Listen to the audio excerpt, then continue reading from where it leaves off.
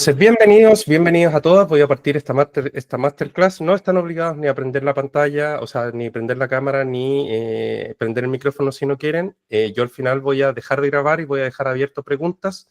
Lo que van a ver hoy día es una masterclass innovadora, donde voy a hablar de juegos, de ciencia, de tecnología y todo para adoptar la inteligencia artificial desde una forma y una filosofía que he estado trabajando este último tiempo. Entonces, lo que vamos a ver hoy día es cómo podemos adoptar la inteligencia artificial en las organizaciones con neurogamificación. Yo sé que ocupó un nombre medio pomposo y medio como raro a propósito, porque efectivamente mezclo dos cosas: la gamificación, que es el uso de dinámicas lúdicas de forma estratégica, y los principios de neurociencia. Y cuando hablo de principios de neurociencia es principalmente porque yo no soy neurocientista y siempre lo declaro abiertamente. Soy una persona con trastorno de déficit de atención e hiperactividad que activó su superfoco, quiere decir su superpoder, que realmente se focaliza en algo, y cuando se focaliza un TDAH, alguien con neurodivergencia, trastorno de déficit atencional, el nivel de disfrute es tan grande que hace una presión y un foco tremendo en esa temática, y eso es lo que a mí me pasó con la neurociencia. Prefiero decir que no lo soy, pero que sí hablo de los principios, y ya van a ver por qué, para poder adoptar al cambio, para poder dar también credibilidad que esto es algo que estoy creando de la forma en que veo la vida, que es viendo la vida como un gamer. Por eso se llama Keep Playing, Seeing Life as a Gamer, que es sigue jugando, viendo la vida como un juego.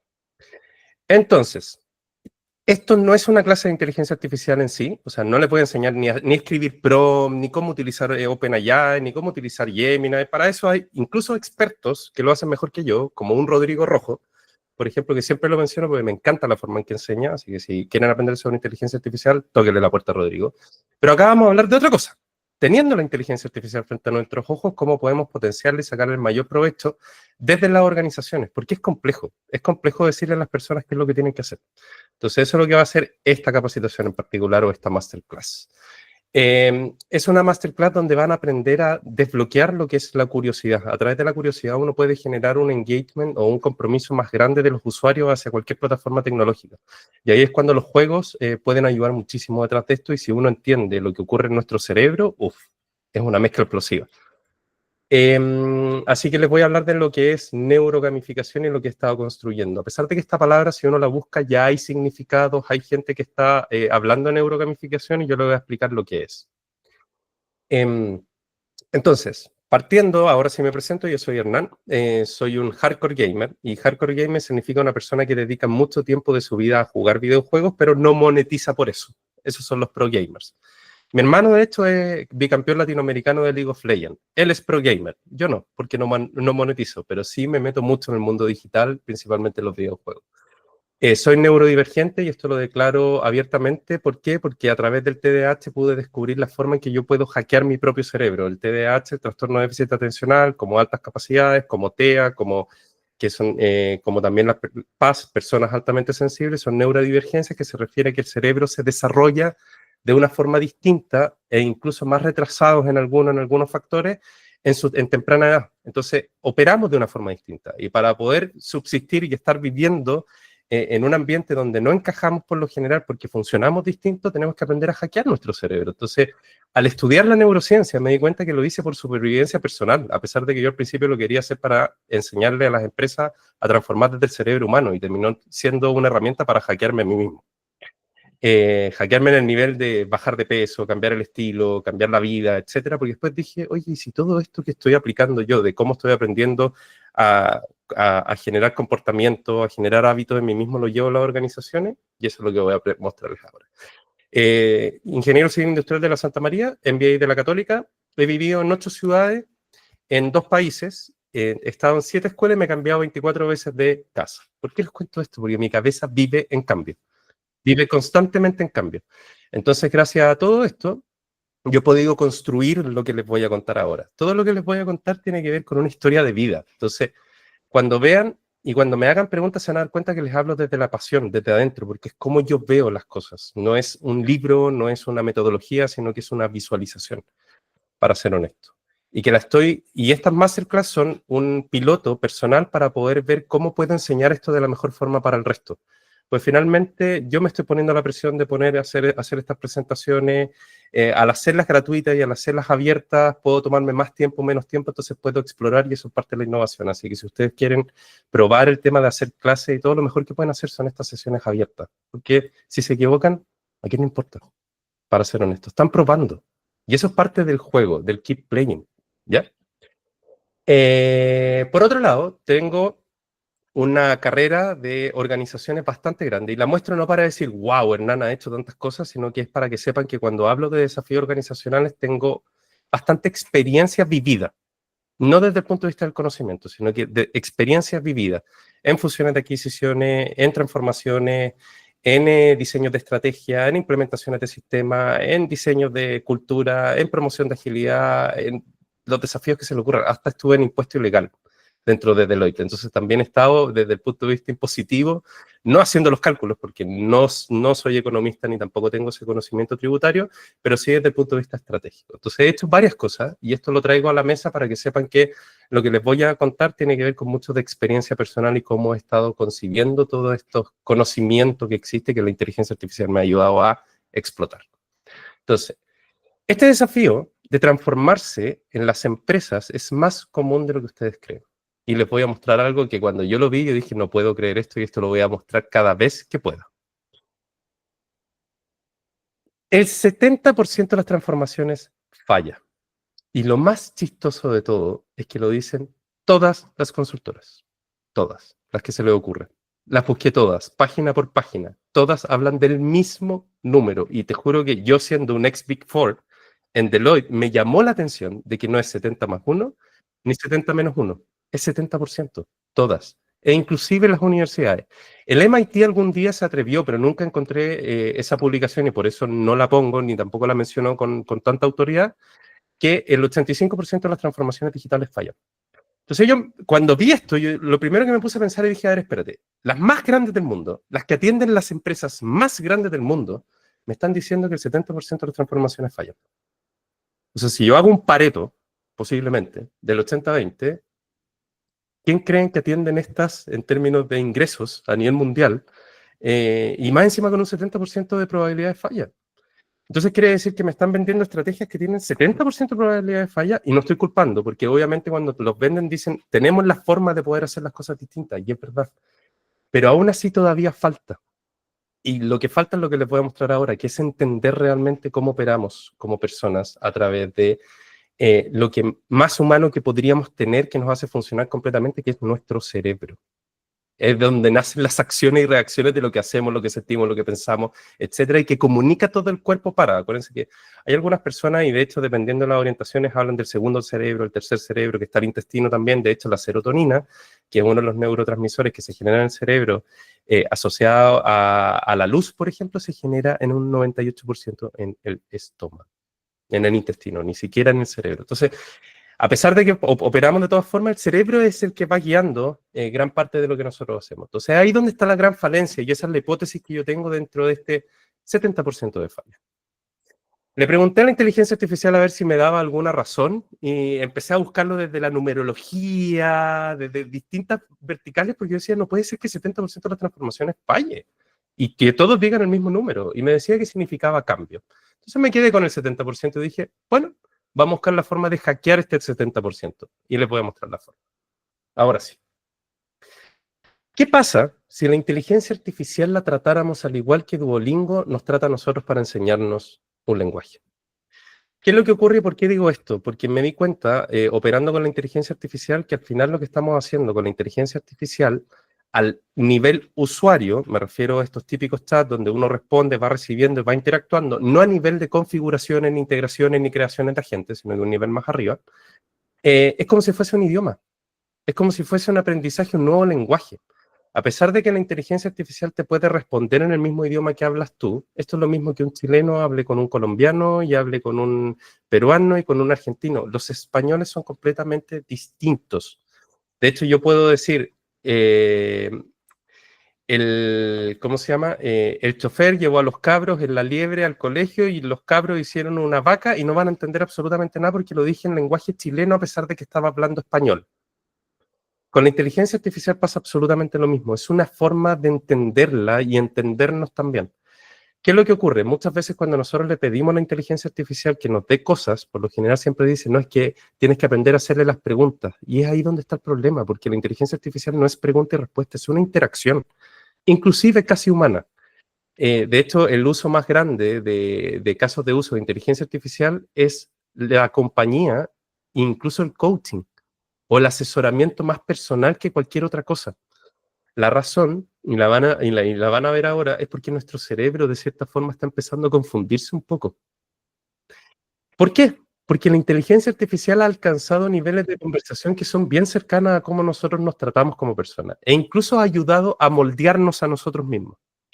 Voy a hacer un ejercicio súper rápido para que ustedes se imaginen nomás.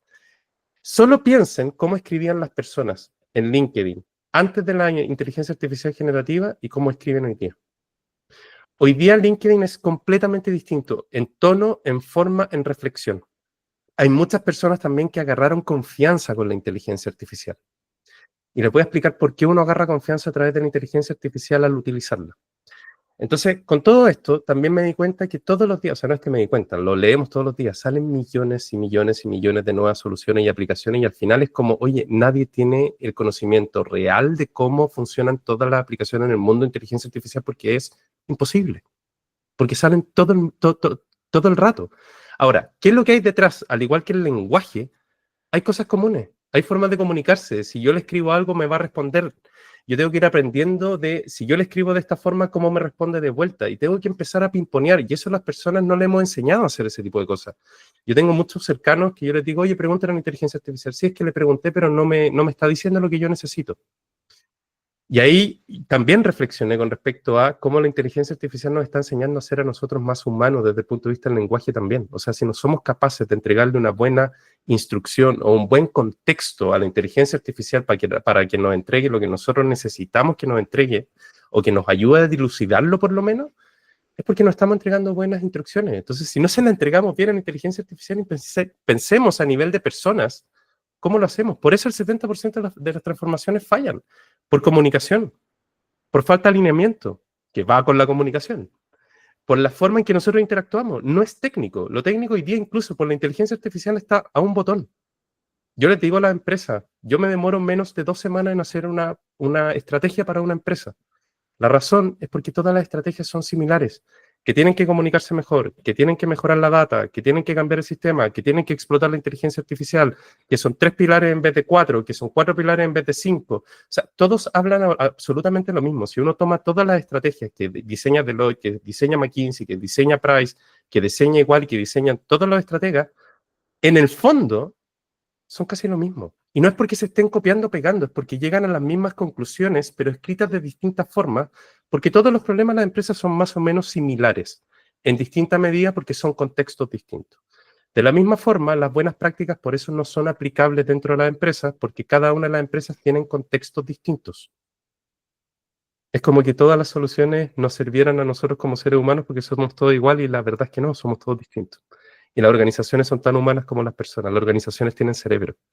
Las organizaciones son neurodivergentes. Están las organizaciones TDAH, están las organizaciones que son TEA, están las organizaciones PAS, personas altamente sensibles. Una organización PAS, por ejemplo, es aquella que se ve altamente afectada por cualquier sensibilidad que existe en el mercado que no está dentro de su entorno. Para una persona altamente sensible, el sonido podría molestarlo muchísimo más que cualquier otra persona porque siente un malestar. A las empresas les pasa lo mismo. El TDAH es hiperactividad y no solamente física, sino que cerebral. Las empresas que hacen muchas iniciativas al mismo tiempo y no terminan ninguna, son empresas TDAH. Entonces, son humanas, al igual que los hombres. Ya. Seguimos entonces. ¿Qué es la neurogamificación? Ahora, después de toda esta como introducción hacia, oye, seguimos haciendo lo mismo de la misma forma, tenemos que empezar a cambiar la forma en que lo hacemos, porque si no vamos a seguir dentro de este 70%. Y la neurogamificación no es nada más que la mezcla entre la neurociencia y la gamificación, que es el uso de dinámicas lúdicas. La razón del por qué le llamo neurogamificación es porque existe, lamentablemente, muchas personas que utilizan los juegos y las dinámicas de juego por hacerlo entretenido. no diseñado para el cerebro humano. Y ahí es donde está el principal error. Que el que sea entretenido puede significar que tenga efectos, pero no necesariamente va a tener los efectos que tú pudiste haber tenido si lo hubieses ocupado estratégicamente diseñado para el cerebro humano. Es decir, estás subutilizando la capacidad que hay detrás de los juegos. Eso es un poco el lenguaje. No es que lo estés haciendo mal, sino que la estás subutilizando. E inclusive, tú podrías estar guiando comportamientos que no están adecuados porque estás utilizando mal los beneficios de los juegos. Un ejemplo, son los bonos, son los premios, son los cofres, son las dinámicas lúdicas que uno ocupa en un proceso. Los incentivos mal utilizados generan incentivos perversos. Hay una noticia que salió hace muchos años que tenía que ver con la ISAPRE, que había un incentivo con respecto a las ventas, que lo que hacía es que los mismos agentes de ISAPRE te pagaban a ti para que te cambiaras de ISAPRE y con ese bono finalmente te terminaban pagando ese precio que te costó a ti cambiarte de un lugar a otro y así habían marañas detrás, y esto es una noticia, no es que yo lo esté inventando, y noticias como esta de incentivos perversos existen por millones. Entonces, el ocupar mal las dinámicas lúdicas genera un efecto positivo desde el punto de vista de lo que hace la lúdica en el cerebro, me refiero motiva, pero está motivando en el camino que no corresponde o que no querías hacer. Porque lo estás haciendo por hacerlo entretenido. Lo estás haciendo para poder generar un hype, que se llama como, que es como un alto, o sea, es como enaltecer algo, pero en realidad va a hacerlo pomposo para que la gente se entretenga, para que se vea más motivada, pero esa motivación también te puede generar en contra si no lo sabes utilizar y no lo sabes diseñar para el cerebro humano. Ya.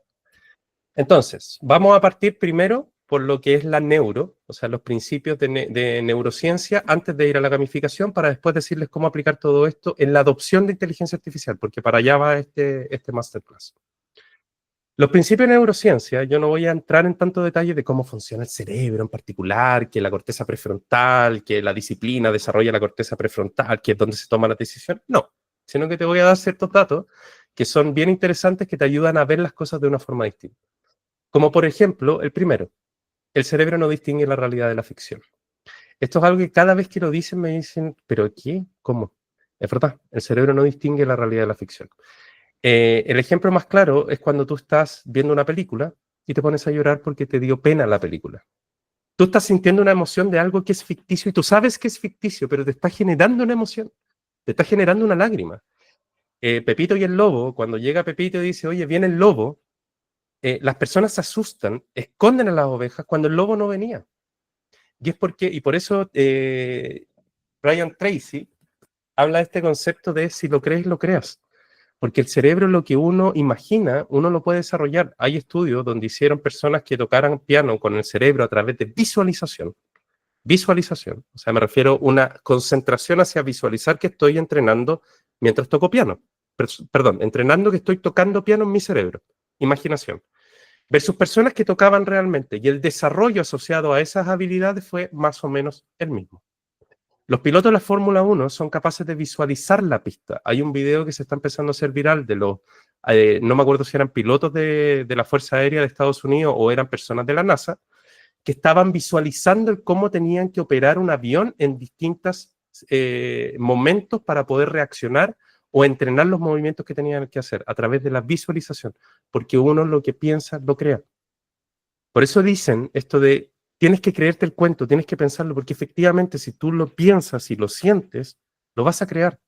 Si tú crees que eres el mejor del mundo, posiblemente lo puedes hacer, pero tienes que creerlo. Creo que la palabra I believe es mucho más fuerte en inglés que en español de decir yo creo. El I believe lo siento como más cercano, no sé por qué. Y bueno, y esto también tiene que ver con otro libro que leo, que es de Mario Sigman, que tiene que ver con el poder de las palabras, porque hay palabras que pueden ser mucho más fuertes en el efecto que tienen en el cerebro que otras. Por ejemplo, si ustedes le llaman al proceso de encantamiento de los colaboradores o de fidelización de los colaboradores retención, están haciendo que el proceso sea reactivo. ¿Por qué? Porque la retención es casi carcelaria. Tú estás reteniendo a alguien contra su voluntad. En cambio, si tú cambias el nombre del proceso a fidelización o encantamiento o enamoramiento del colaborador, todo tu proceso de forma inconsciente va a empezar a ser proactivo y no reactivo. Solamente cambiando la palabra. Es genial. El siguiente punto tiene que ver con una emoción no dura más allá de 90 segundos dentro de nuestro cuerpo. Lo que queda dentro de nuestro cuerpo son las emociones. ¿A qué voy con esto? Porque es importante para lo que estamos hablando. Es porque si hay personas que muestran miedo con respecto a la adopción de inteligencia artificial es porque hay patrones construidos dentro de su cerebro los que le generan el miedo. Es un miedo infundado por algo que probablemente ni siquiera es real. Y eso está asociado a la última información. Pero tienen que saber que eso va a pasar. Entonces, por más que les digan es que eso no ocurre, a esa persona lo está pensando igual. Por otro lado, el multitasking tampoco es un enemigo a la productividad. El cerebro no está diseñado para el multitasking. Nosotros somos monotasking. En realidad nosotros somos capaces de hacer pocas actividades, si es que no una, con mucho foco al mismo tiempo. Si yo tengo más de una actividad al mismo tiempo que requiere atención, lo más probable es que fracase en una de las dos en alguna medida. Porque el cerebro no puede estar poniendo atención al mismo tiempo. Si Felipe, por ejemplo, y yo estamos hablando al mismo tiempo, tú vas a tener que escoger a quién de los dos estás escuchando en ese momento. Puedes hacer microsaltos entre los dos y tu cerebro va a empezar a reconstruir la conversación, pero no estás escuchando con atención a los dos al mismo tiempo, porque el cerebro no está hecho para multitasking. Y esto se los cuento también porque en inteligencia artificial tenemos que crear, si queremos que la gente explore, tenemos que crear espacios donde puedan meterse en el flow, que es cuando uno pierde la noción del tiempo para que las personas puedan aprender sobre inteligencia artificial. Cada pensamiento también repite, refuerza un patrón neuronal. Los comportamientos y los hábitos por lo general, y no en general, sino que son caminos neuronales que se van conectando, son distintas neuronas que se van conectando y que van generando transmisión de información a través del espacio que hay de las dendritas, que son los pelitos de las neuronas. Esto lo aprendí ahora, no lo aprendí en biología en el colegio. Y transfieren, entonces es un camino que se va nutriendo y cada vez que yo voy repitiendo se va fortaleciendo. Dicho esto, y con este último paso al siguiente asociado a esto de la repetición, que cuando nosotros tomamos decisiones, es probable que lo hagamos con el 99,5% de información que está reconstruida en nuestro cerebro y que no realmente es real. La razón es porque nosotros tenemos con suerte acceso al 10% consciente de los procesos que nosotros tenemos en el cerebro. Y cuando uno está viendo algo, no está tomando atención al 100%. Si ustedes están viendo la pantalla, es muy difícil que se acuerden, o a menos ahora que le prestaron un poco de atención, que había una botella, acá yo tengo una botella, que no la había visto hasta que les dije, hagan este ejercicio. Pues nosotros como seres humanos no tenemos la capacidad de ver absolutamente todo, sentir, oler, ni nada, porque tenemos capacidad limitada de procesamiento. Es lo mismo que le pasa a la inteligencia artificial.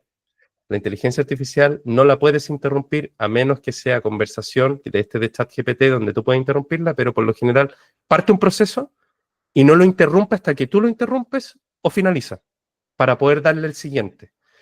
Mi teoría es que por eso se crearon también los agentes, para que pudieran hacer múltiples procesos en distintas partes al mismo tiempo, que pudieran profundizar, que pudieran hacer pimponeo, que van para allá. Tiene varias explicaciones, pero también desde el punto de vista cerebral al ser humano les pasa absolutamente lo mismo. Nosotros también tenemos que ir cerrando actividades para poder pasar a la siguiente.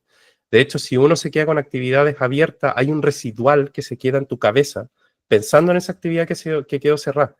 Y si te estoy diciendo que uno necesita foco, y esto no lo estoy diciendo yo, sino que les recomiendo el libro de Cal Newport, Céntrate, Deep Work, que me lo enseñó, donde te dice, no puedes hacer más de 2 actividades que requieren atención plena 100%. Si esa actividad es inconsciente, sí puedo hacer más de una actividad a la vez, porque no estoy ocupando energía ni RAM cerebral para poder ejecutar la otra actividad. Entonces, ¿quieres ser multitasking? Trata de que la mayor cantidad de actividades sean automáticas, cosas que tú asumas que no tienen y no necesitan calidad para hacer una que tengan calidad. ¿Por qué les digo esto? Porque cuando asignen tareas que quieran explorar a la inteligencia artificial, no se lo hagan en segundo plano. Ese es el resumen de ese punto. Si ustedes quieren que aprendan, no lo hagan en segundo plano. Háganlo en primero. Porque si no, no van a aprender. Van a estar en atención con otras cosas. ¿Ya? Entonces, este concepto de repetir viene de, esto lo aprendí leyendo Joe Dispenza, Deja de ser tú. Como les dije, yo todo esto lo aprendí más de supervivencia personal, para poder obviamente salir de algunos desafíos que tenía personales, y empecé a entender que esto también es aplicable para todo tipo de cambios. Joe Dispenza explica que, y la neurociencia en general, y estudios lo hablan, que cuando uno hace repeticiones, uno va construyendo estas redes neuronales. Entonces hay estudios que te dicen que en tú más o menos en 90 días uno ya tiene un comportamiento adquirido que uno puede considerar que es un hábito, entre comillas, después de tanta repetición. Lo mismo que manejar. O sea, yo hoy día te pregunto cuántas veces pasaste el cambio y no te vas a acordar. definitivamente, va a decir, estás loco. Pero si yo te hubiese preguntado el primer día que aprendiste a manejar, te aseguro que vas a tratar de hacer el conteo. Te puedes equivocar, pero trataste. En cambio, si yo te digo ahora, cuéntalo, ni siquiera vas a tratar. Automáticamente va a ser olvídate, porque yo ni siquiera me doy cuenta cuántas veces paso el cambio. Cuando uno construye el hábito y el comportamiento, se construye el camino neuronal, y el camino neuronal, cuando dejo ocuparlo, no quiere decir que se destruya. El camino neuronal existe. Y se los voy a contar desde el punto de vista de las adicciones, por ejemplo.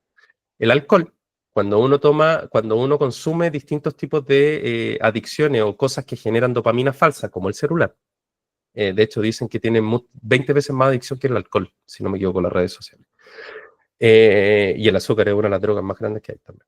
Entonces, cuando uno los consume, lo que hace es reforzar esta red neuronal. De hecho, hay estudios que indican que las dendritas se vuelven más densas. Las dendritas son los pelitos que están después del axón, que son los que conectan y generan el neurotransmisor, que son los químicos que transfieren información. Si al final el cerebro es un computador.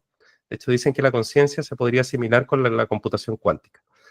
Entonces, cuando uno hace este tipo de ejercicio, uno lo va repitiendo y se van fortaleciendo. Las dendritas se hacen más largas y se hacen más densas.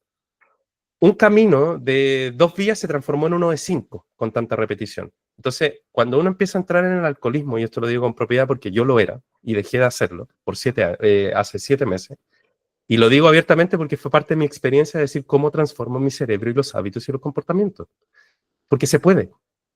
La cosa es que yo hoy día sé, con todo esto, que si yo vuelvo a probar el alcohol, mi probabilidad de volver a caer es altísimo. Y la razón es porque mi camino neuronal asociado a los patrones de consumo, tomar porque estoy triste, tomar porque estoy feliz, tomar porque me gusta, tomar porque no me gusta, tomar porque estoy cansado, tomar porque quiero dormir, tomar porque me quiero levantar, lo que sea, se van a reactivar nuevamente.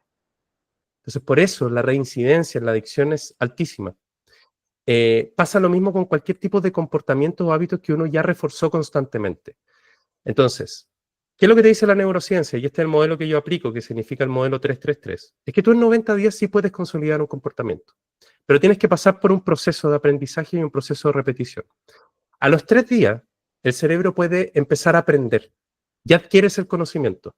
Pero si yo no paso a la práctica, eso queda en conocimiento. Aquí es donde se quedan todas las transformaciones. Hagamos un protocolo, hagamos una comunicación, hagamos un evento, hagamos una capacitación. Se quedan en los primeros 3 días. Todo tipo de protocolo son comportamientos y son hábitos. Comportamientos de ciberseguridad, comportamientos de inteligencia artificial son hábitos, son comportamientos. Los protocolos finalmente son acciones que nosotros tenemos que cumplir. Y la mejor forma es acompañar el proceso para que se aprenda. Entonces, después de eso te dice, a las 3 semanas, tú recién estás empezando a construir el camino neuronal. Y a los 3 meses ya ese camino neuronal está mucho más aceitado y es mucho más fácil que lo puedas hacer de una forma automática. No obstante, cuando uno agrega un efecto wow, que le llamo yo, que es un efecto de placer, que aquí es donde entra la lúdica, por eso yo digo hackear el cerebro, porque la lúdica te ayuda a hackear el cerebro, activa otras redes neuronales dentro de tu aprendizaje que hace que tu cerebro lo pueda aprender de una forma más fácil, por asociaciones incluso, por las emociones que te generan las prácticas o las cosas que tú estás haciendo. Cuando uno habla de inteligencia artificial, si tú quieres aprender, por eso hay algunos que están empezando a hacer estos cursos de 28 días aprendiendo inteligencia artificial. Ocupa una aplicación todos los días por 28 días y vas a aprender a ocupar inteligencia artificial. Obvio, porque estás aprendiendo el lenguaje. No estaba aprendiendo a ocupar una aplicación, estaba aprendiendo a interactuar. Aprendiste con una, aprendiste con otra, te fuiste a jugar me refiero ahí con Maca que está conectada. Con Maca siempre hablábamos en el Club Imagine, del Club de la IA, de jugar, porque jugamos con las imágenes, jugamos con los videos, jugamos con esas cosas. Entonces, si tú por 28 días, 21, 28, ese es más o menos el promedio, lo haces todos los días, la probabilidad de que el día primero del siguiente mes, o 31, o después de esos 28, 21 días, siga por inercia. Pero todavía tiene que haber un trabajo de mantenerlo. Por eso la lúdica te ayuda, y te ayuda de la siguiente forma. Hay 2 formas de construir este camino, o lo hago por motivación o lo hago por disciplina. La disciplina duele. La disciplina, la definición más sencilla que a mí me gusta es posponer el beneficio inmediato que me generan las actividades por un beneficio futuro más grande.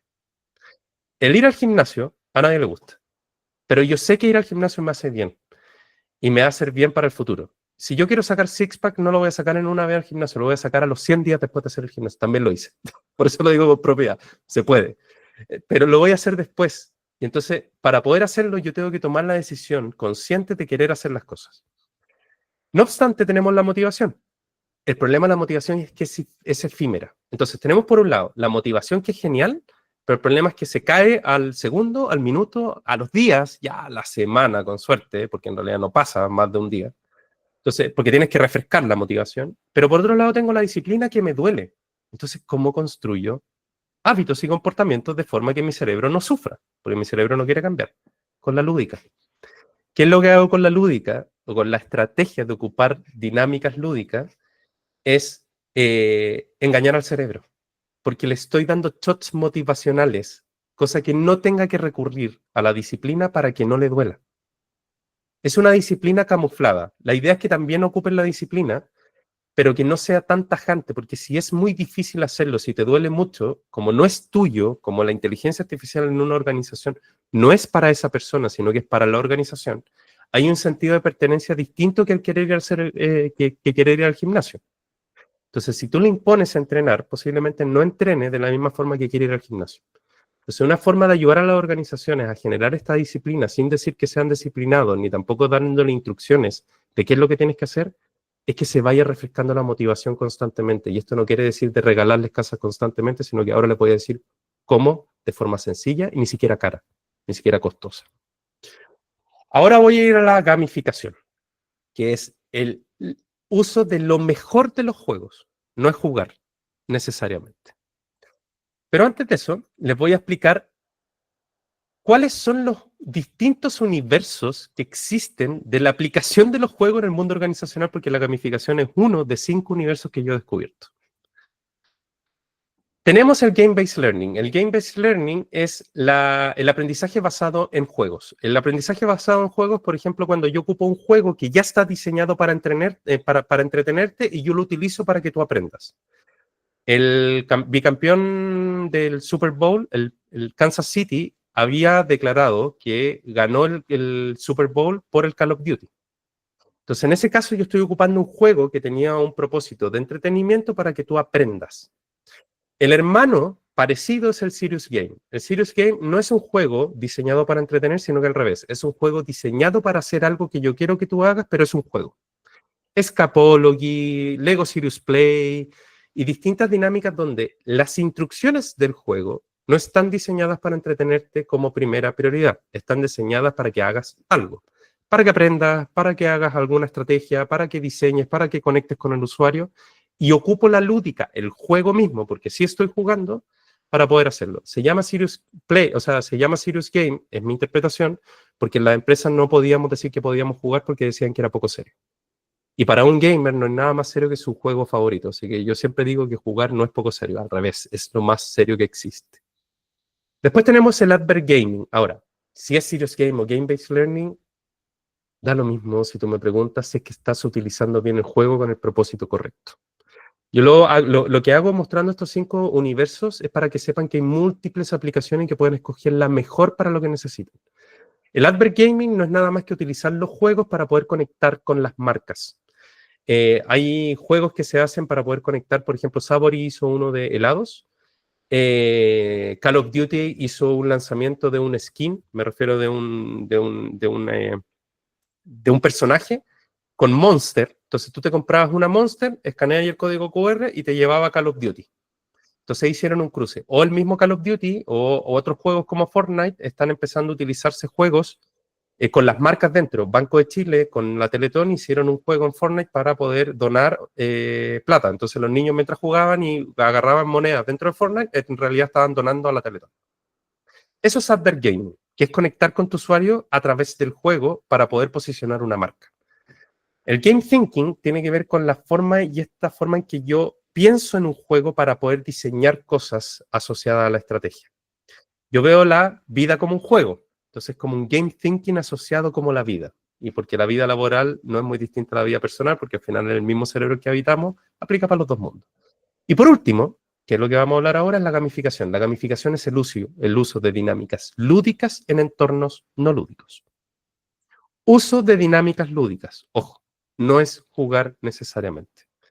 ¿Por qué no jugar necesariamente? Porque yo tengo dos extremos. Tengo la gamificación implícita, que es realmente el usuario no se da cuenta que está jugando, pero sí el que diseñó la estrategia está jugando contigo, porque fíjense, esto es jugar con el cerebro para poder motivar y poder promover el comportamiento que yo quiero que tú tengas. Todas las estrategias de fidelización son gamificadas, aunque a los marqueteros no les guste decirlo, lo es. Pues finalmente estás jugando con puntos, estás jugando con niveles, estás jugando con algo que no es un juego para el usuario, pero sí para ti. Porque estás aplicando juegos para que ese usuario, en vez de ir al botón verde de Falabella, vaya al botón amarillo de Mercado Libre. Es un juego. Está modificando tus comportamientos a través de la motivación. Y por otro lado está la explícita. Sí puede parecer un juego. E incluso en algunos casos puede ser un juego. Entonces uno puede jugar con los dos extremos. Muchos piensan que es jugar y yo digo, no, no es jugar. Por eso cada vez que veo posts de esto trato de educar porque trato de desmitificar que jugar es poco serio y por otro lado que se está subutilizando esta herramienta que puede ser una de las más estratégicas y asertivas para poder generar cambios en el mundo, si me preguntan. Ya. ¿Cómo uno puede identificar más o menos qué tipo de dinámica utilizar? Porque me hablé de varias. A ver, esto es súper sencillo. Si el comportamiento o el hábito requiere mucha repetición y está muy arraigado e impacta al negocio, entonces necesito un efecto wow, la inteligencia artificial. Yo necesito que los usuarios ocupen, interactúen y aprendan inteligencia artificial. Es muy importante para mí, entonces sí, necesito hacer dinámicas que tengan un efecto wow en el cerebro para que quede. No es importante para mí, no es frecuente, oye, hago un protocolo. Ahí es donde el protocolo tiene efecto. Porque en realidad no es importante, tengo que hacer que sepan, perfecto, porque tengo que cumplir algo, pero no tengo que hacer ningún comportamiento. Es muy bajo probable que no haya algo que tenga que hacer que no tenga impacto o que no sea frecuente en el comportamiento. Pero si uno hace un protocolo, no estoy diciendo que no sirva, sino que el protocolo tiene que estar escrito para un reforzamiento visual y para sacarlo cuando sea necesario, pero uno tiene que hacer un reforzamiento continuo de los comportamientos que uno necesita hacer sí o sí. Una de las metodologías que más ocupo y que más me gusta es la de Yukai. Esta fue hace un año, yo estuve con Yukai acá en Chile, justamente hoy día lo publicaba, esto fue hace un año, donde él tiene el Octalysis Framework. El Octalysis Framework, que viene del libro Actionable Gamification, que se llama, también se los recomiendo, que Yukai cuenta, habla de 8 core drives, donde las personas prácticamente se ven activadas cada vez que estos motivadores se activan. ¿A qué voy con esto? El número 7 ya es el más fácil, impredecibilidad, curiosidad, los reels. El cerebro disfruta cuando no sabe lo que viene después y no lo puede predecir. Libera dopamina. Entonces se motiva y quiere volver a hacerlo, y quiere volver a hacerlo, y quiere volver a hacerlo. Los reels están ocupando el core drive número 7. Si yo hablo de Booking, Booking te está diciendo te quedan 3 habitaciones para poder comprar. ¿Y qué es lo que haces tú? Compras. ¿Por qué? Porque están jugando con la escasez y con la impaciencia. Ese mensaje está asociado a la escasez y la impaciencia. Es que, ¿sabes qué? Si no vienes a esta masterclass, te voy a evaluar mal. Estoy jugando con la pérdida y la evitación. ¿Se dan cuenta que todas las acciones uno las puede analizar desde la motivación? Ahora, ¿por qué estoy hablando de esto en gamificación? Porque él es el número 1 a nivel de gamificación, porque una vez que define las motivaciones, vienen las dinámicas lúdicas alrededor. Por ejemplo, impredecibilidad, curiosidad, los cofres, las tarjetas del fútbol, de FIFA. Y así sucesivamente, pues son altamente atractivas. Entonces, Yukai lo que hace es, te pone estos 8 core drives que están asociados a la motivación humana, o sea, ni siquiera habla de juego, y después te dice, de todas estas motivaciones, lo activo de esta forma. Desarrollo y cumplimiento, barritas de progreso. Pertenencia y posesión, que seas dueño de alguna parte de un puzzle, que si completas el puzzle vas a poder canjearlo por una tele. Y así sucesivamente. Tu avatar. El crearte un avatar dentro de un juego quiere hablar de pertenencia, porque es tu gemelo digital. Entonces, por eso muchas aplicaciones utilizan ese recurso, porque genera engagement. Todo lo que está a la izquierda es extrínseco y todo lo que está a la derecha es intrínseco. Al revés. Sí, extrínseco e intrínseco. Eso. Ya. Seguimos. Entonces aquí hay distintas formas de poder activarla, que hay 15, son más de 100 las dinámicas lúdicas que existen. Pero desde el punto de vista de inteligencia artificial, mi recomendación es la siguiente, porque ahora viene lo entretenido. Hagan podcast. Rodrigo Rojo ha estado haciendo podcast en Mall Plaza, y lo estoy contando porque Mall Plaza mismo lo ha publicado, porque hoy día las personas se sienten mucho más amigables a escuchar conversaciones naturales tal y cual como son. ¿Por qué no hablar como un podcast? Estamos todos explorando la inteligencia artificial. De hecho, podríamos hablar de los memes con inteligencia artificial. Oye, ¿cuántas veces ha alucinado conmigo? Cuando uno empieza a tener ese lenguaje mucho más lúdico, se hace mucho más cercano al aprendizaje. Entonces, los podcasts además te permiten, por ejemplo, tener conversaciones o escucharlo mientras yo estoy haciendo otras cosas en segundo plano, a pesar de que les dije que uno tiene que tener la atención plena. Ese tipo de actividad es una de todas las que pueden hacer. Las otras que pueden hacer, ponte tú, son las misiones, hacer misiones. Oye, esta semana vamos a hacer una misión asociada a, no sé, haz una receta para el equipo hecha con inteligencia artificial. ¿Por qué les estoy diciendo eso? Se lo puedo mostrar después. Las rachas. Oye, el que ocupe la inteligencia artificial 5 veces a la semana va a ganar algo, un premio, un reconocimiento. Acuérdense que las rachas, Duolingo a ti no te paga, porque tienes rachas, X cantidad de días estudiando todos los días algún idioma, sino que te lo reconoce con un mensaje, y ese reconocimiento es mucho más poderoso que la plata que te puedo entregar, o el dinero que te puedo entregar, o la cosa que te puedo entregar. De hecho, yo también digo que las empresas podrían hacer, oye, en vez de regalar algo, ¿por qué no hacen un desayuno con el gerente general? Ese es un muy buen premio para muchas personas, tener acceso a un comité ejecutivo, las personas que toman decisiones para personas que están más abajo en la escala, son altamente atractivas para algunos casos, porque finalmente es un reconocimiento a lo que tú estás haciendo, tener una conversación abierta, un desayuno o algo, una conversación mucho más amena con personas que toman decisiones, te acerca y te genera más pertenencia en la empresa. Y si se dan cuenta, un desayuno es mucho más barato que pagarle un viaje a una persona porque le quieres regalar un premio, y podría ser mucho más memorable.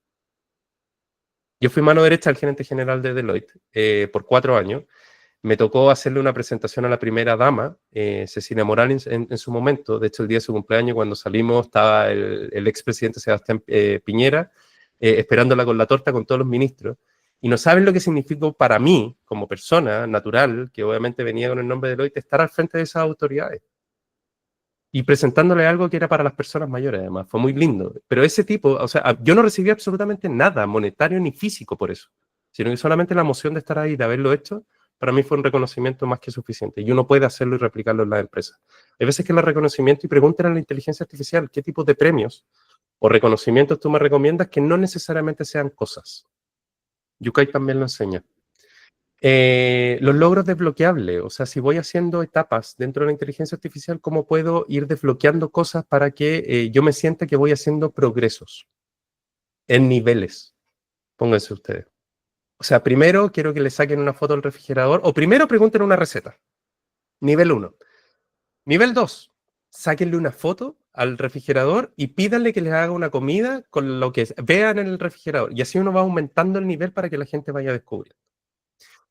Ahora, les voy a mostrar, porque aquí viene lo entretenido del por qué todo esto, para llegar a 4 perfiles que me gusta como identificar, porque me ayuda a pensar de mejor forma qué actitudes o qué cosas puedo hacer para activar la curiosidad para que las personas aprendan inteligencia artificial y que realmente se pueda adoptar la inteligencia artificial en las empresas.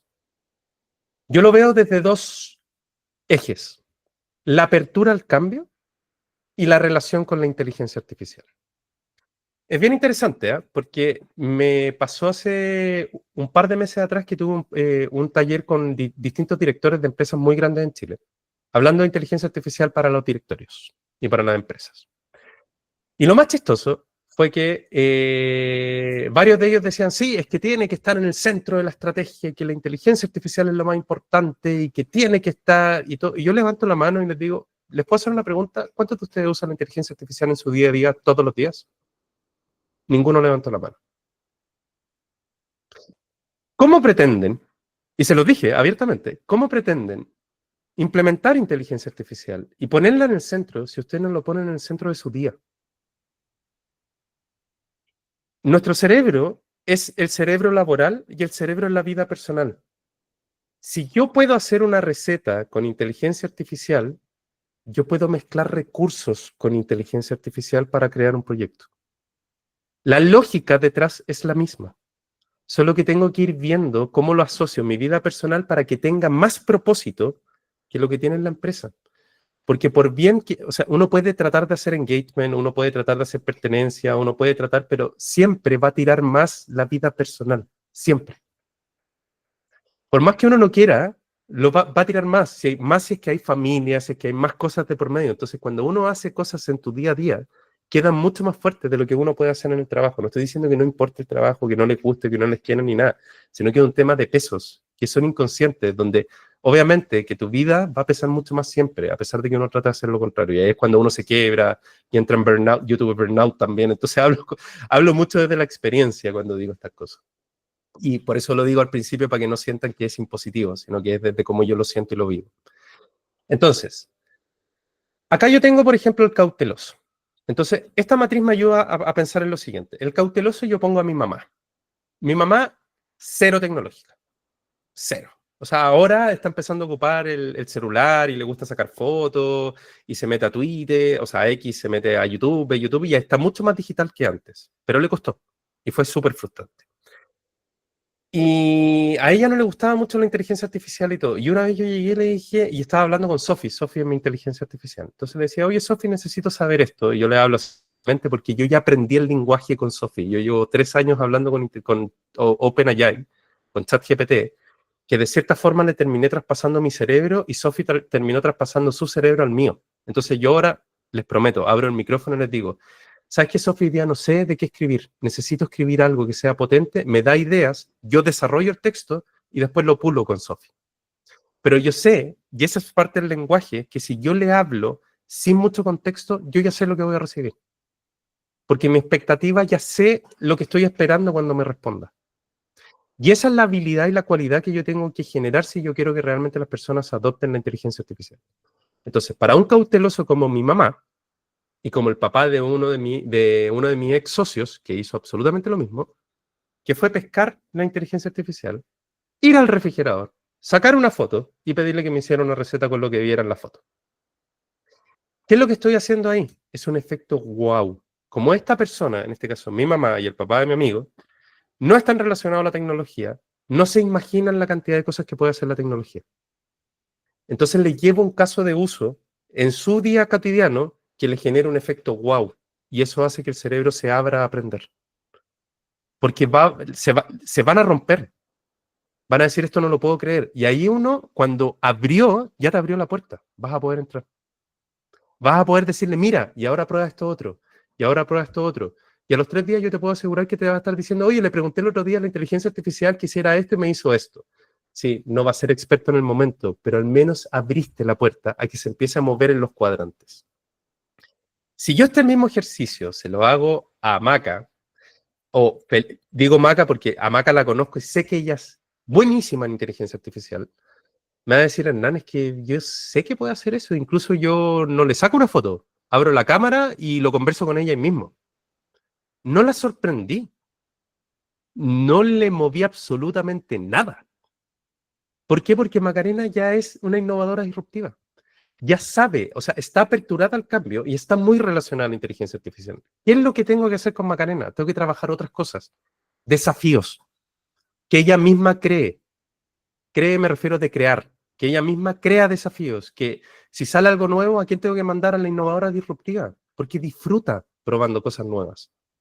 En cambio, en vez de decirle, Maca, ¿sabes qué? Oye, salió esta nueva aplicación, anda a probarla. Oye, Maca, ¿te animáis a probar esto? Va a ser muy distinta la acción. O decirle, ¿sabes qué? Necesito que vaya a testear esto. Si tú se lo transformas en algo que sea mucho más desafiante, que sabes que ella disfruta, ella se va a mantener siendo una innovadora disruptiva. Ahora, su propósito le encanta, entonces ya por su naturaleza lo va a hacer ella misma per se. No hay que decirle. Lo que sí es aprovechar ese ímpetu para poder desarrollar cosas y que además te ayude a subir a otros. Entonces, identificar a las personas por estos cuadrantes te ayuda a ver cuáles son tus famosos early adopters, cuáles son los más difíciles, pero mirados desde otro punto de vista, desde el cambio, desde la reacción, desde la forma.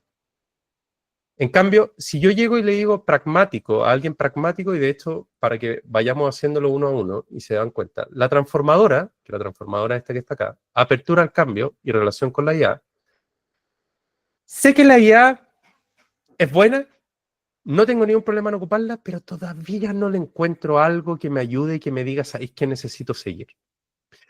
¿Qué hago con una persona transformadora? Yo sé que les va, que cambiar no le va a costar. Por ende, tengo que encontrar algún caso de uso que a ella le haga clic o a él le haga clic para poder tratar de moverla y poder empezar a jugar con su curiosidad. Acuérdense que todo esto es para despertar la curiosidad. Por eso esto es neurogamificación, porque estoy jugando en la forma en que el cerebro se activa, aprende, se motiva y a través de la lúdica para hacerlo más fácil y ameno. Incluso estos perfiles que creé están basados en neurociencia para decir qué es lo que no le gustaría a estas personas que hiciéramos. No le impongas a estas personas. Y de hecho, al cauteloso, que es peor todavía, al cauteloso que no está abierto al cambio y que además no le gusta la inteligencia artificial, tú le dices, es que tienes que hacerlo, burnout. O sea, lo vas a tener que despedir, porque no te va a quedar otra, porque tú no estás haciendo nada para moverlo. Estás imponiendo a alguien que se está negando y le estás cortando la capacidad de que esa persona pueda crear.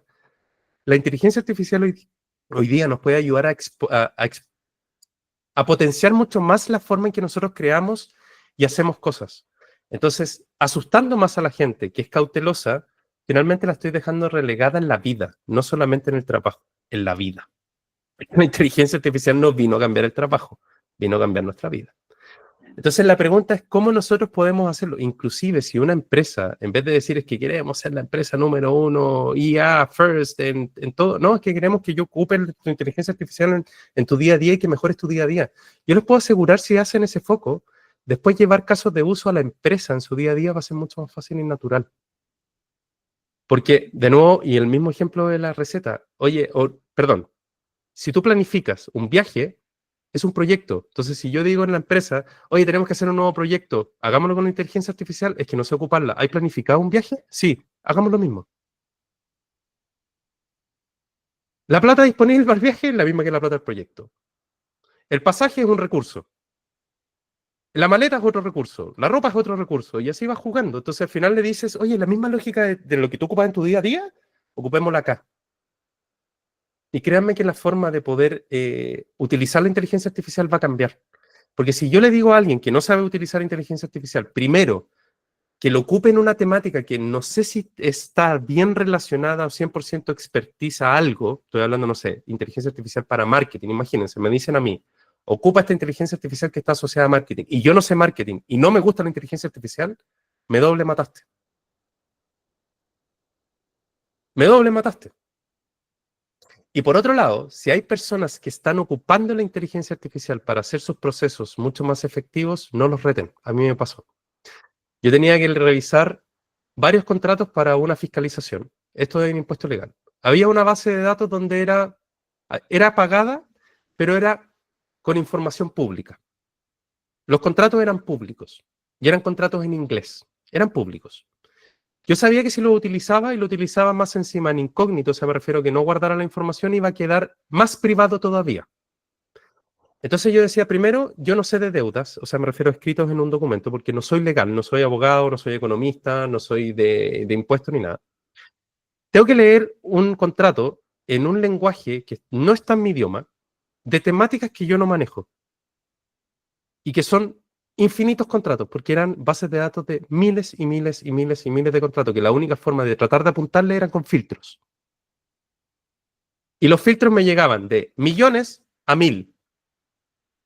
Entonces, y además, como soy TDAH, esas actividades monótonas que no me generan desafío, me aburren. Y me cuesta hacerlo. Entonces me está generando además un perjuicio con respecto a la actividad. Y podrías decir, pero si por algo te pago, es verdad. Pero ¿qué es lo que hice? Dije, ¿sabes qué? Voy a ocupar conscientemente la inteligencia artificial con toda la seguridad posible, sabiendo que esta información no es de ningún cliente de la empresa ni nada por el estilo, para poder procesar rápidamente la mayor cantidad de contratos para que en vez de 1000, al menos apunte a 40, pero bien apuntado. Y eso lo hice en 8 horas. Haber leído 1000 documentos para llegar a 80 o llegar a 40 para recién buscar, me hubiese tomado semanas o meses.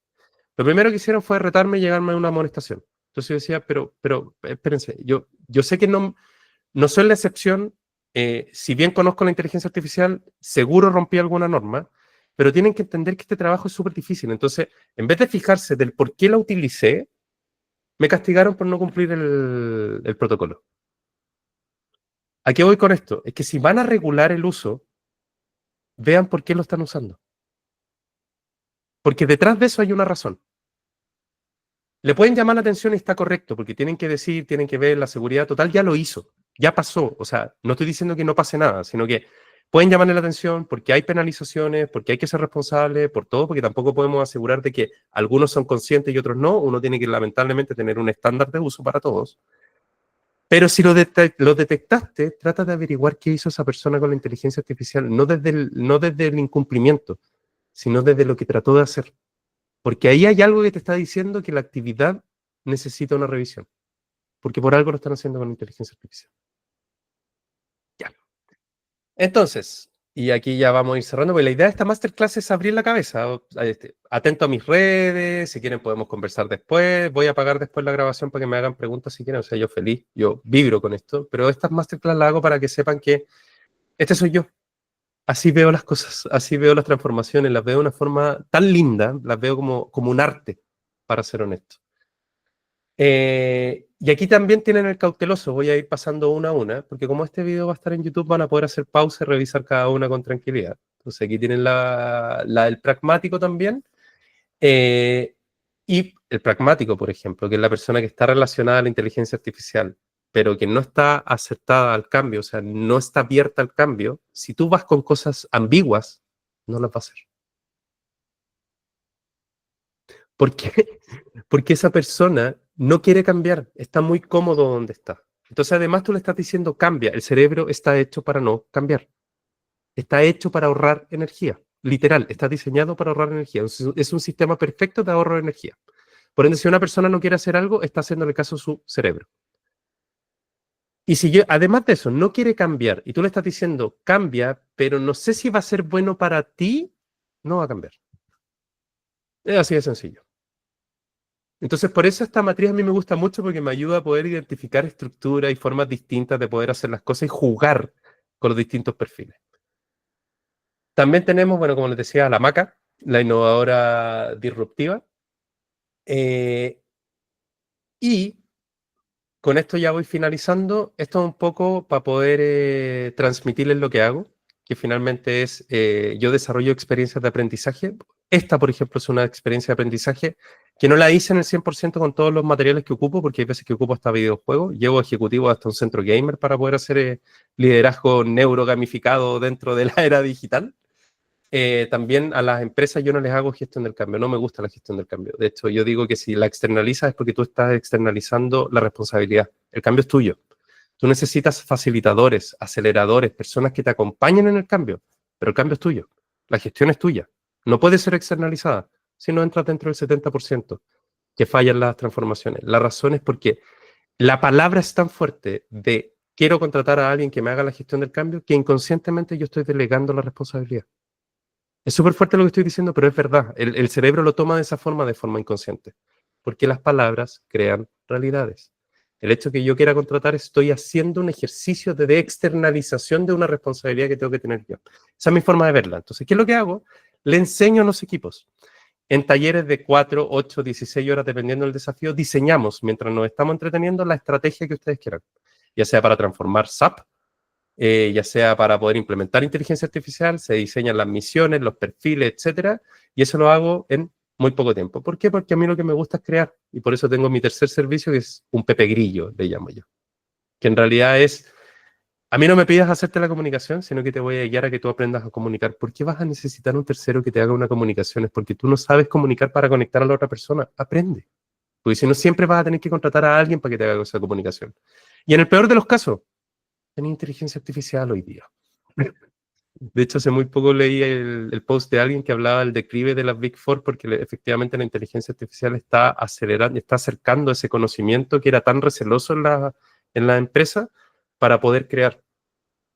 Y ahí es donde se están encontrando hoy día muchos desafíos relacionados a cómo poder hacer sustentable, a pesar de que tienen tanta espalda financiera que son sustentables per se. Pero la están sufriendo, no la están viendo tan sencilla. Se lo digo como un ex Big Four, no tengo nada contra ella, me encantan. De hecho, si tienen la posibilidad de trabajar en uno, háganlo. Es un bootcamp, pero enorme, es casi que el servicio militar. Aprendes muchísimo. Así que eso, y con esto termino y apago la grabación y dejo preguntas si es que tienen. algo entretenido no es sinónimo de poco serio, pero si algo serio puede ser sinónimo de aburrido. Así que eso. Y ahora, administrar grabación debe tener